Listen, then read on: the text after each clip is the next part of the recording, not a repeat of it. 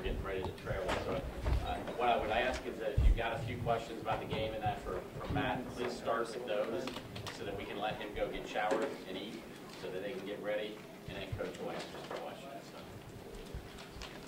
All right, Matt, we talked before the tournament started just how much people tie how you remember a team by how you do in the tournament. To get to this point and have a chance to keep playing, just what's this like for you, leaving a legacy your senior year, making this kind of run? It feels good. It's one of those things where you want to keep it going. You know, you're not satisfied by any means of just making the Sweet 16. You want to continue to win. And I think me and Dee sort of have that feeling in us that it's our last go around. Like, keep it going. Like, the longer we can play, the better we feel about ourselves. And we love playing right now. It's a fun time to be a part of Xavier basketball. Yeah, it looks like from just watching you guys that there's a different confidence when you start winning games like this, start playing well, that you guys start playing with a different edge. Do you feel that as well? Yeah, I think even from the end of the regular season to the Big East tournament to now, that we've sort of been on a roll. It's one of those things where not everyone's always played great for every game, but we have a lot of guys who pick each other up, and we've just been playing as a team. It's one of those where you know you can look left and right and count on the guys beside you to pick you up and sort of lead you on through. And I think Dee's done a wonderful job, you know, in particular of leading us and taking care of us, and just really excited. We get to the point of the tournament, obviously we're playing good teams, but you know, a lot of people consider Arizona one of the best teams in the country. What's the challenge of playing them after watching them go a little bit? Yeah, they're a very good team. You know, 1 through 5, every position. They're really tall. They're really tough. Probably the biggest key for us is keep them off the boards. You know, offensively and defensively, we got to limit them to one shot. It's one of those where, you know, they send 4 guys to the glass to try to rebound, and you can't let them be tougher than you. They can't punk you. They can't make you, you know, they can't be the aggressor, so to say. And, you know, if we play tough and we rebound, then we're putting ourselves in a good position. Your young guys have been really stepping up the last few weeks. Can you just speak briefly about how you've seen them emerge and grow these last couple? I think the greatest way to describe it is they're no longer freshmen. You know, when you get to the end of the year, you're becoming sophomores, and it's one of those things where, you know, they understand that, you know, they've been through a couple of games, they've been around the block once or twice, so to say, and they're doing a good job of stepping up and not playing with any fear or anything like that. One more question, and I'll let Matt go. You guys have been kind of feeding off this idea of a lot of people aren't believing in you.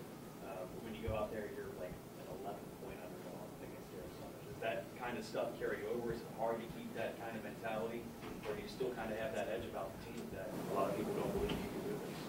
I think it's business like usual for us. You know, we understand that. We hear what people say, but does it really affect us? No. Do we use it as motivation? Sometimes, but by no means are we the little engine that could. We're not, you know, little sisters of the poor. You know, we're Xavier basketball. You know, we've been to Sweet 16 once or twice, so it's one of those things where people can say what they want, and you know, we'll listen, we'll hear it, we'll digest it. But when it comes down to it, we're playing how we're playing, and that's what we're gonna do.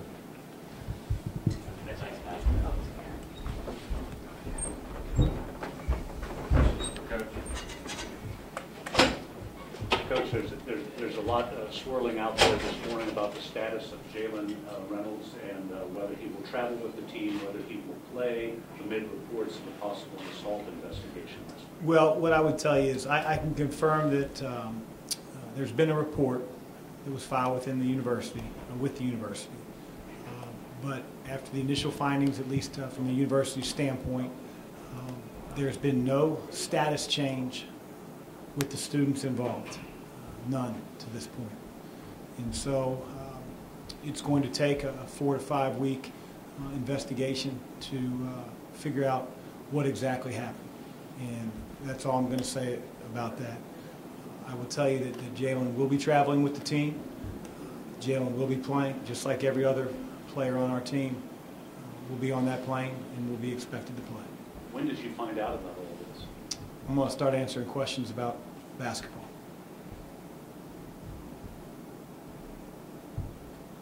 Well, what worries you about the length and athleticism of Arizona at this point?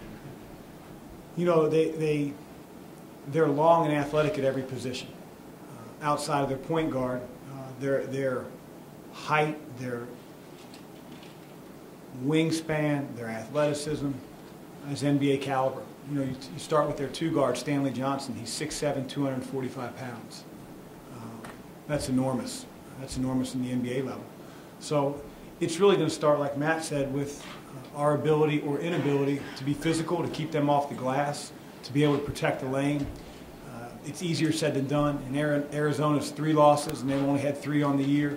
They were out-rebounded twice, and the other one was pretty close to a wash.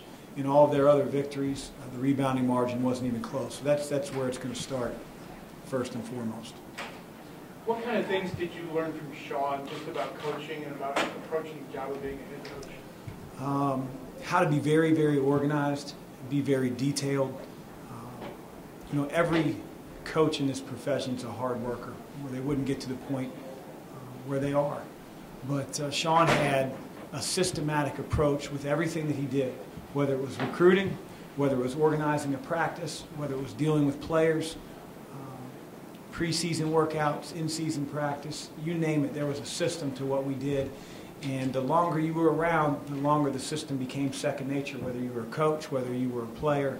And I think that allowed our players to really get better during their time, because they were going from English 1 to English 2 to English 3. And by the time they were seniors, they could teach the freshmen regenerative learning, or regenerative leadership, as Tony Dungy calls it. And to me, that's what Sean Miller is the best at in the country. You mentioned after the game when you were asked about Sean, you said he helped you become a better coach. Can you put your finger on what he made you better at in your craft and your job just by being around him? Well, I think what I just described as far as organizing and running a program and having a systematic approach. I also think Sean is really, really good at developing relationships with his players on and off the floor, so that they know that he cares about their progress, their development, who they become as people as they walk out the door. And really, I've been very fortunate, because Sean's not the only person I've been around when it comes to that, whether it's Coach Gillen, who I played for, whether it was Skip Prosser, who I played for and worked for. All the coaches I've been fortunate enough to be around have had that type of mentality, and Sean's no different in that respect. You said it stinks. Like, was there any bit that's fun to go against a friend, to go against a guy that you know really well? Well, the part that's fun is, we're playing for big stakes. To be one of 16 teams in the country that's left standing, that's not easy to do. But, as far as the personal experience of Sean's on the sideline and I'm on the sideline, there is nothing that I enjoy about that experience, because one of us is going to be devastated and one of us is going to move on. We'll be happy for the other, but the lead up and all that stuff, it really isn't fun. It's going to be great to see his family. I'm sure our kids have all grown several inches since the last time we saw one another, and that part of it's going to be really cool, but that's for the wives and the kids, not for Sean and myself. Has it been a long time since everybody's seen each other? Sean doesn't, he tends not to go to the Final Four, and I always take my family, and walk around Bracketville and let them go on the slides and shoot baskets and stuff. But Sean becomes a hermit crab when the season's over. And so I don't think we've seen each other, outside of the season. I know my kids haven't. That's the thing, you guys have just really different personalities just from the outside looking in. Yeah, I'm pretty cool. And, you're Mr. Social, right? And he's not. How did you guys mesh? How did that mesh? I guess it just did. Yeah, basketball is a universal language, and I had the utmost respect for Sean, and he taught me so much, and he allowed me to have responsibility on the basketball floor, and so that's where our connection was really forged. When we win a big game, and I'd say, hey, let's go out to eat or whatever, and I think he did it one time at Willie's Sports Bar in Kenwood when it was open, and that was early in our coaching career together, and that was the first and only time I ever saw him go out after a game. And so I'm the complete opposite. I celebrate like there's never going to be another win. Did you talk to him at all since you learned of the matchup, and is there anything you could share from that? We texted last night, and it was just a congratulatory text, and looking forward, as he said in his text, looking forward to seeing the real C-Mac and your kids this weekend. So he's talking about Christy. He'd care less about seeing me. Matt had something interesting to say that, you guys don't consider yourself the little engine of good. Obviously you guys have made how many Sweet 16s, 5 the last 8 years. Perception is that, Arizona is the big bad number 2 or number 3 team in the country, and you guys are there and they're a big favorite. Is it hard to keep going back to that same storyline with the guys to motivate them, to motivate things you can? Or do you think this team kind of feeds off that? Well, it's reality. Yeah. You know, it's reality. I mean, Arizona is one of the true blue bloods in college basketball, and we recognize that. I mean, we're not dumb. They should be favored. They have a terrific team. You know, the challenge is we don't have to be better than Arizona every single game of the year. We have to be better than them on Thursday night for 40 minutes. And our kids are excited about that challenge. And trust me when I tell you it is a challenge. But we don't look at ourselves, like Matt said, as a little engine that could. We have a really good basketball team. They have an excellent basketball team. And we have to battle and do our best to win the game. How much do you look forward to these moments?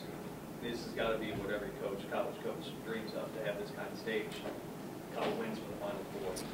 Yeah, we have bigger moments in mind. One more question, so I can let him get ready to. Well, thanks. Let me hear from you on the shot clock. You know, whether because I've always been fascinated about how much time really is enough time down there. Are you in favor of lowering it to 30 or 28? I would say that when it comes to the shot clock, I don't have a strong enough opinion one way or the other to think that it's going to cure college basketball. If there are coaches that are smarter than me that feels like it's an absolute necessity, or the media feel like it's an absolute necessity, then I'm fine with it. I'm not going to pine on either side of it to say this is how it has to be to fix the game. There have been so many people, maybe it's just the way of the world in 2015, that have opinions that things have to be changed and it's, you know, going to hell in a handbasket. I don't really care. Make it 35, 15, 25, 40. We'll play basketball, figure out how to score, play defense in the time allotted. Thanks. Thanks, Chris. Yep.